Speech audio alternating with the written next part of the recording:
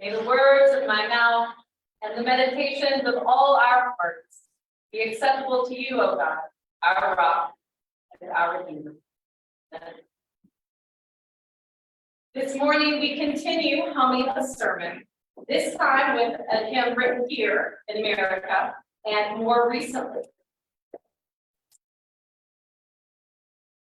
The hymn is number 22, God of the Sparrow, written in 1983 by a Slovakian-American Lutheran pastor, Jaroslav Bairby. Friends, rise in body, spirit, or both, and join me in singing hymn 22, verse 1, God of the Sparrow.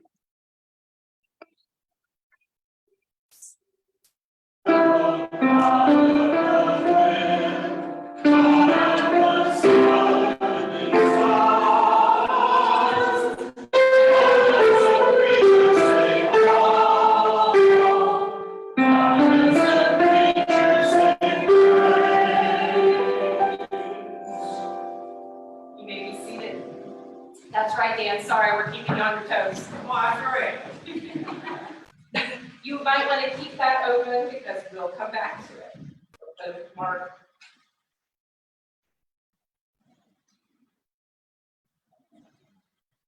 Jaroslav Bairby was a man who loved words. The son of Czechoslovakian immigrants, Bairby began his writing career while still a teenager, translating Slovakian poetry into English.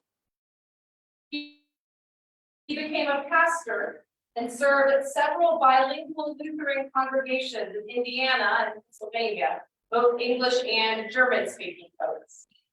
Bairby went on to work as editor in his denomination's publishing house, Concordia Publishing, St. Louis, Missouri. And then at the age of 40, Bairby began writing hymns. And he was prolific. By the time he died in 2008, he'd written over 225 books. One of Bairby's favorite collaborators in hymn writing, the Hammerstein to his Rogers, was organist Carl Schultz, who composed the tune for God of the Sparrow and many of his other hymns. Bairby and Schultz have been hailed as one of the most enduring poet, musician, kings of the 20th century. We can hear Bairby's love of words in this morning's hymn, can't we? God of the Sparrow includes no punctuation, but it asks every question that I saw you all look down. It does not a single word rhymes, and yet it is clearly a poem. In fewer than 150 words, this hymn spans the whole biblical canon, from the swirling stars at creation to the stormy seas upon which Jesus walked, from the whale that swallowed Jonah to the trumpet sounded outside the walls of Jericho, from the rainbow after the flood to the empty grave that the risen Christ leaves behind. And every verse feels unfinished. It asks the question, how does a creature respond to God? Remain seated and join me in singing verse 2 of God of the Sparrow.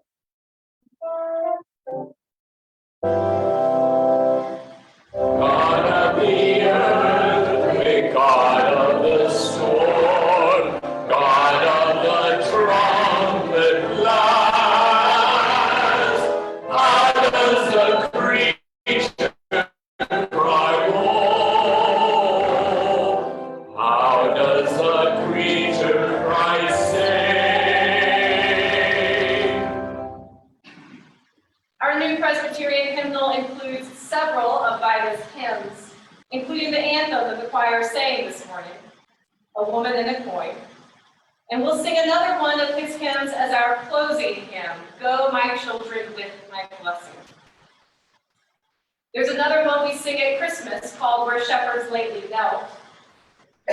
These hymns are not always the most famous or most recognizable, but there is a unique and wandering beauty. Take the Christmas song. Maybe you know it. Where shepherds lately knelt and kept the angels, I come in half feeling, a pilgrim strangely stirred. But there is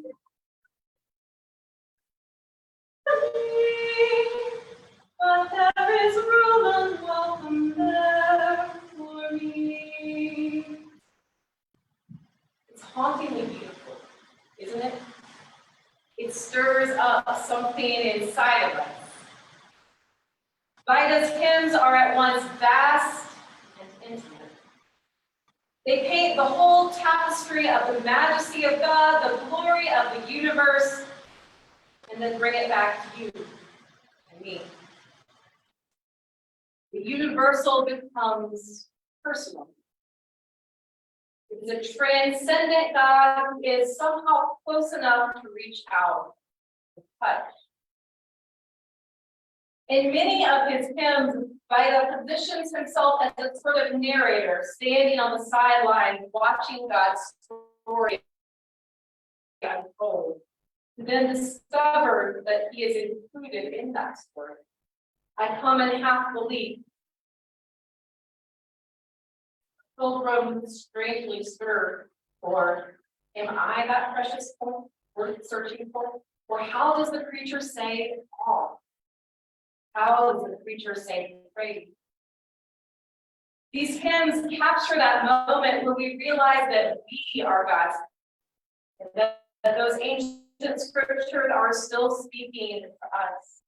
And that we are at once overcome with wonder and so profoundly.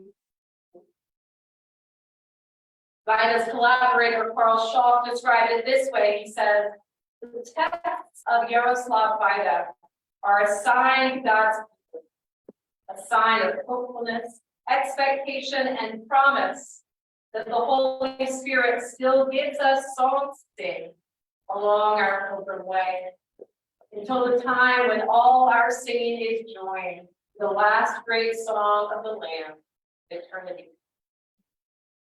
Friends, remain seated. Join me in verse 3, of God and the Spirit. How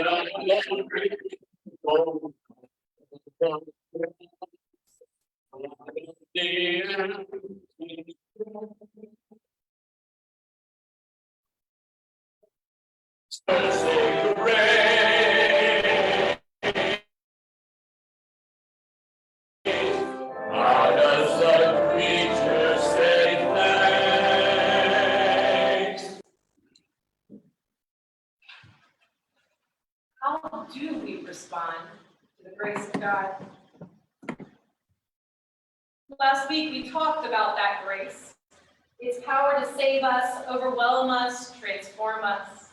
But once we have been knocked off our feet by the grace of God, what can we give in return? Many have said that we could sum up the whole Christian life in 2 words: grace, gratitude. Grace always comes first, and it is the gift of God.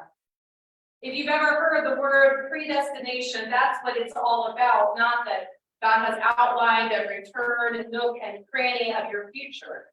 Not that our lives and actions don't matter, but that God's grace always makes first move. Calling us, claiming us, loving us long before we were born, long before we could ever know how to love God back. God moves first. And anything we do in this life is simply a response to the grace of God. It's hard to respond to a gift like grace, because grace is so utterly nonsensical, so excessive, so undeserved.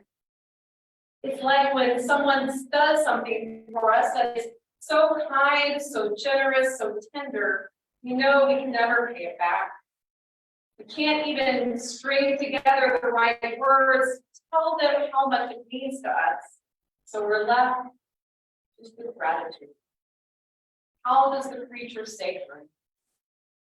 How does the preacher say thanks?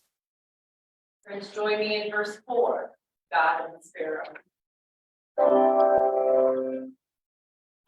I am hungry, God of the sick, God of the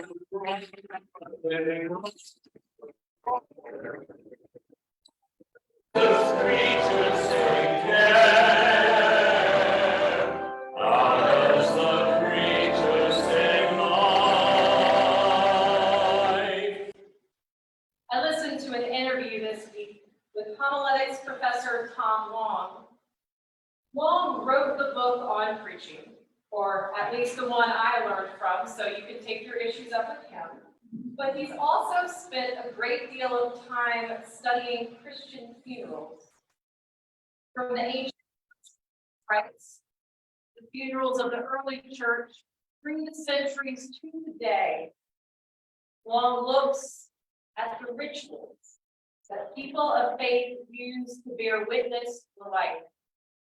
How we say goodbye and accompany a loved one on their final journey this side of the grave. Long's book on funerals is entitled Accompany Them with Singing. It's a quote from an ancient liturgical document called the Apostolic Constitution. These constitutions contain a number of instructions for early Christians. When a community member dies, the funeral procession is to carry the body to their grave and accompany them with singing. Singing.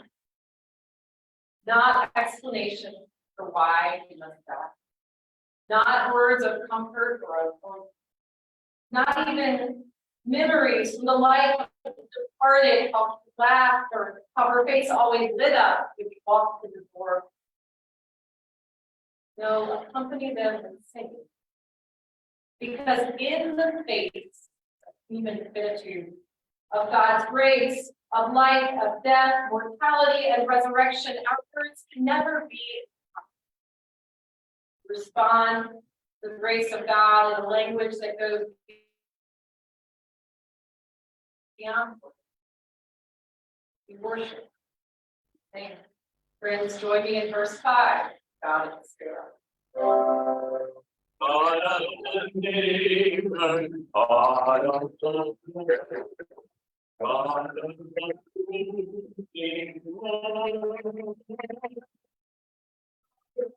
the creatures sing on. The creatures sing.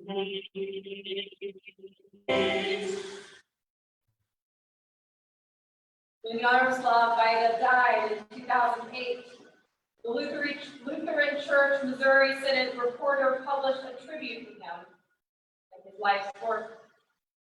They listed accomplishments, quoted friends and colleagues singing his praises.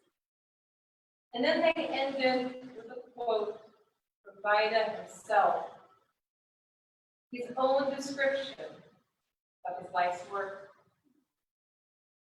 Bairby wrote, "My hymns are what they are, poetic expressions of thanks to God.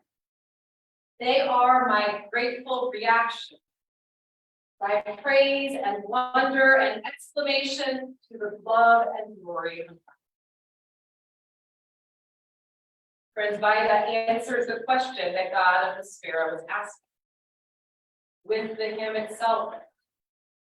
How does the preacher respond to the awful glory, the astonishing majesty, the irresistible, nonsensical, life-upending grace of God? Worship, song, praise, sighs too deep for words. Much of the Christian life is incredibly practical. Feed the hungry, care for the sick, welcome the stranger, visit those who are in prison. And there are budgets, committees, and meetings, oh my, to make ministries like these happen. The to-do list for disciples of Jesus Christ will never run dry. But we also come here week after week, do something utterly impractical. Worship. Sing. We bow our heads, we lift up our hands because we've witnessed God's glory. And all we know to do is worship. Because we've received God's grace and we can't help but sing. Because life takes our breath away, it leaves us speechless, and body and soul, we must respond. It's this. So we sing. What else could a creature possibly do? Friends, rise in body, spirit, or both. Join in verse 6 of God and the Spirit.